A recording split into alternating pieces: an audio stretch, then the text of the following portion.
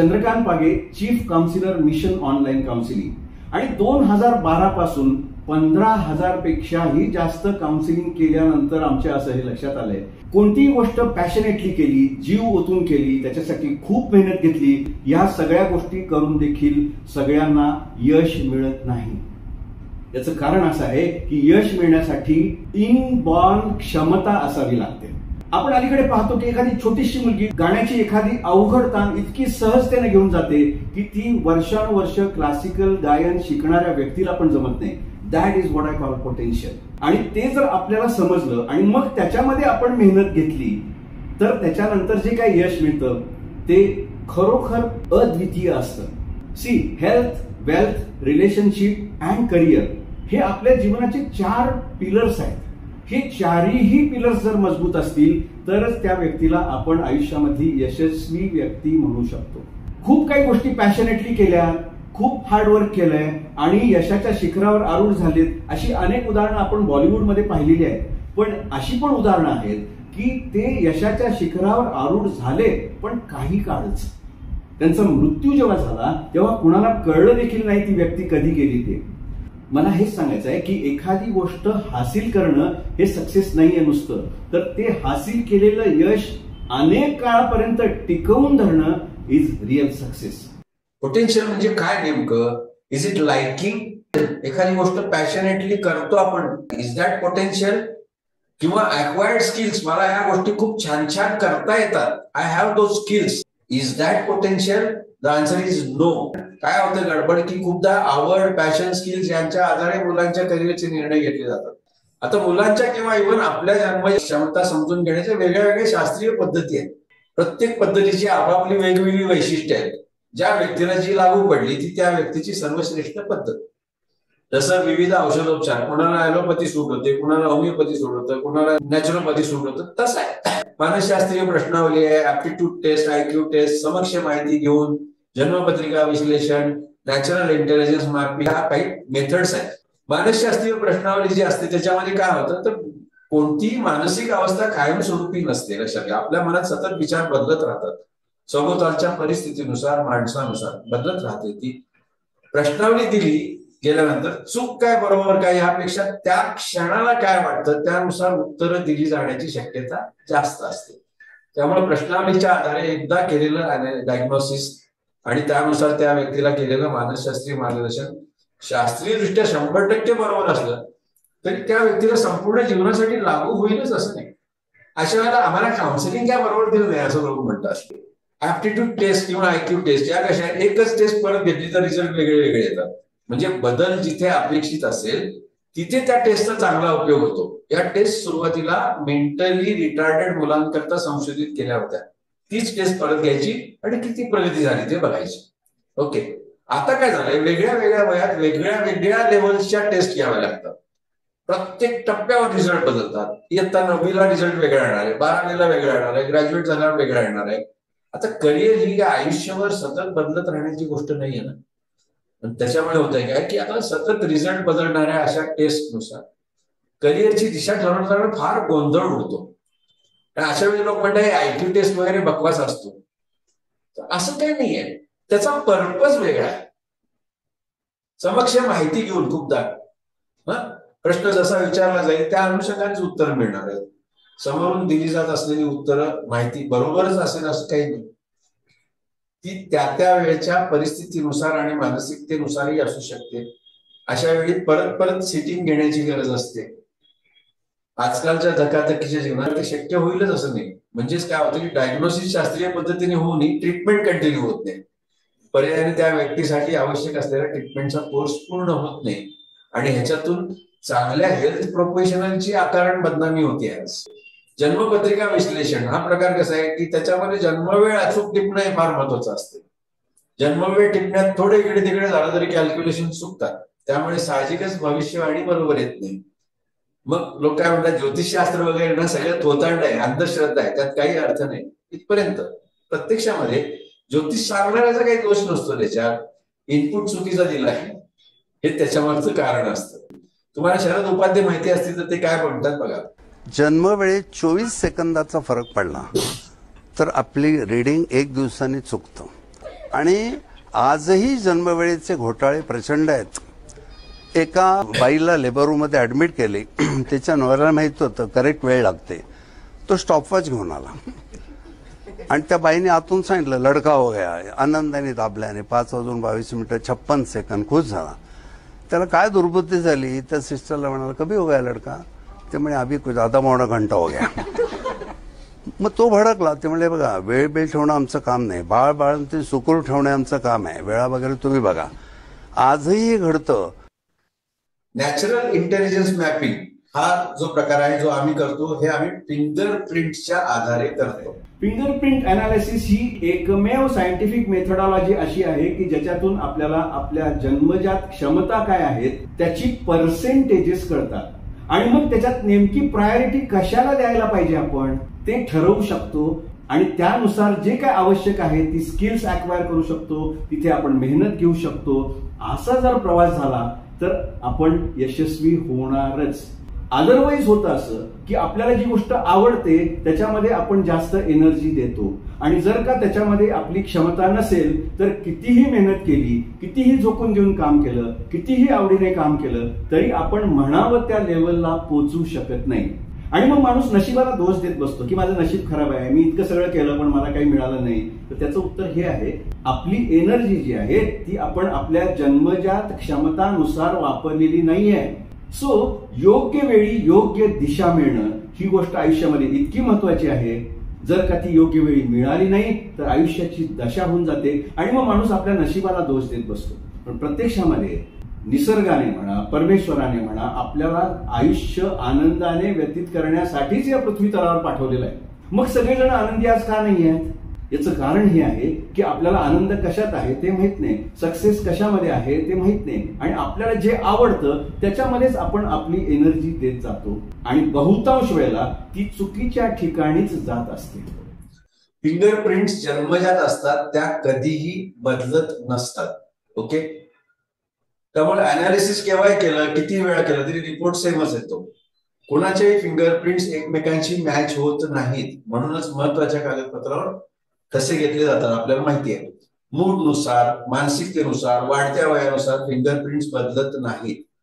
अनालिसिससाठी कोणतीही प्रश्नावली नाही, अन्य माहितीची गरज नाही, म्हणजे काही विचारलं जात नाही, काही सांगायचं असत नाही. ओके, फिंगरप्रिंट अनालिसिस हे फक्त करिअरसाठी नाही आहे तर स्वतःच्या एनर्जी जाणून घेण्यासाठी कोणत्याही वयात करणं फायद्याचं ठरतं. तर मुलांचं जन्मजात पोटेन्शियल समजून घेण्यासाठीची ही एक मेथड आहे नॅचरल इंटेलिजन्स मॅपिंग, जी आम्ही फिंगरप्रिंटच्या आधारे करतो.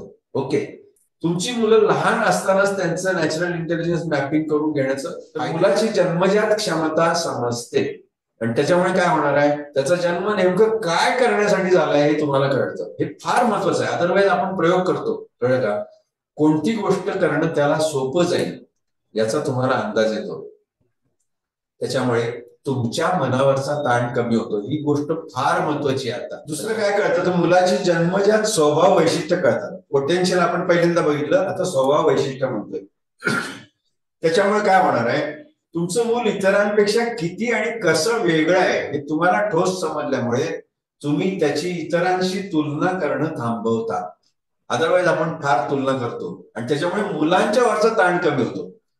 तुमच्यावरचा पण ताण कमी झाला पाहिजे, मुलांच्यावरचा पण ताण कमी झाला पाहिजे. ओके, त्याच्यासाठी आणि मुलांची तुमच्याशी भावनिक जवळीक वाढते. या गोष्टी किती महत्वाच्या आहेत बघा. आता अभ्यासाची पद्धत, करिअरची निवड, विशेष छंद ह्याच्यामध्ये काही महत्वाचे मुद्दे लक्षात घ्या तुम्ही पेरेंट म्हणून, की तुम्हाला जे आवडतं आणि छान करता येतं तेच मुलांनाही आवडलं पाहिजे आणि मुलांनी पुढे तेच केलं पाहिजे. ही खूप अवास्तव अपेक्षा आहे. उदाहरणार्थ फॉरेन कंट्रीज मध्ये जॉब करणं वगैरे. दुसरा मुद्दा म्हणजे तुम्हाला जे आवडत नाही किंवा जराही करता येत नाही ते तुमच्या मुलांनी अजिबात करता कामा नये. हा अट्टहास पण चुकीचा आहे.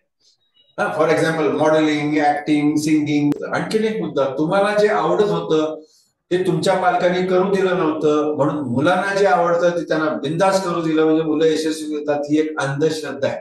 माझी वाक्य तुम्हाला थोडीशी अशी रॅश वाटतील पण आय मीन इट बिकॉज त्याच्याशिवाय कळत नाही. आता उदाहरणार्थ करिअर इन बॉडी बिल्डिंग. समजा तुम्हाला लहानपणी बॉडी बिल्डिंग करायला आवडत होतं, ओके, पण तुम्हाला करायला दिलं नाही कोणी, म्हणून मुलगा कधीतरी व्यायामाकडे हे करताना दिसतोय म्हणून मुलाला त्याच्यामध्ये जास्त हे करत राहायचं, त्याच्यात तो करिअर करू शकेल असं काही नाही. माझ्याकडे एक अशी केस आली होती, साधारण 20-22 वर्षाचा मुलगा होता आणि त्याचं हे अनालिसिस ज्यावेळेला केलं त्यावेळेला त्याच्या अनालिसिस मध्ये त्याची फिजिकल एनर्जी मला लो दाखवत होती. त्यामुळे मी स्ट्रॉंगली सांगितलं की अजिबात तू बॉडी बिल्डिंग वगैरे मध्ये करिअर करता कामा नयेस. Okay, don't go for it. तेव्हा वडील म्हणाले की अहो त्याची बॉडी तर बघा ना तुम्ही, काय तरी सुद्धा तुम्ही असं कसं काय सांगताय. म्हटलं मी गेली 46 वर्ष व्यायाम करतोय म्हटलं. ओके, मला माहिती आहे काय पद्धतीने बॉडी बनते काय नाही. ओके, याची एनर्जी कमी आहे, he is torturing his body. म्हटलं he must be taking some steroid और समथिंग लाईक दॅट. त्याच्या हात मी वर करून बघितला तर तिथे इंजेक्शनच्या खुणा दिसल्या मला. त्यावेळेला वडिलांच्या डोळ्यात पडते, म्हणजे आम्ही तुमच्याकडे आलो नसतो हे कळलंच नसतं आम्हाला. आज आपण बघतो की बॉडी व्यायाम करताना कोणाला तरी हार्ट अटॅक आला. कुणाला हार्ट अटॅक येतो व्यायाम करताना? जर का मी तुम्हाला सांगतो मी 46 वर्ष व्यायाम करतोय, मला नाही कसं काय अटॅक आला, तर त्यालाच अटॅक येतो ज्याची एनर्जी कमी असताना तो स्वतःच्या बॉडीला टॉर्चर करतो, मे बी स्टिरॉइड्स घेऊन, मे बी आणखीन काहीतरी घेऊन, आणि जरुरी नसताना जेवढं हेवी वेट उचलून त्यालाच त्रास होणार आहे. म्हणून हे समजून घेणं गरजेचं आहे, कळलं का? पालकत्वाच्या प्रवासादरम्यान बऱ्याचदा मुलांच्या क्षमता विचारात घेतल्याच जात नाही. त्याच्यामुळे काय होतं, अंगात हुशारी असून देखील मुलं अचानक अभ्यास करणं सोडून देतात. अशा परिस्थितीत जर भावनेच्या भरात आणि अति काळजीपोटी त्यांच्या वेगळ्या वेगळ्या टेस्ट केल्या तर सगळ्यांचं मूल्यमापन पूर्णपणे चुकीचं येतं, विनाकारण पैसे खर्च होतात. आणि याच्यामुळे काय होत असेल माहितीये तुम्हाला? काय होतं माहितीये? पालकांमध्ये नैराश्य येते. चांगले व्हा. मुलांच्या जन्मजात क्षमतांच्या कमी अधिक पर्सेंटेज नुसार करिअरची दिशा ठरवण्यासाठी याच्यासारखं दुसरं प्रभावी शास्त्र नाही.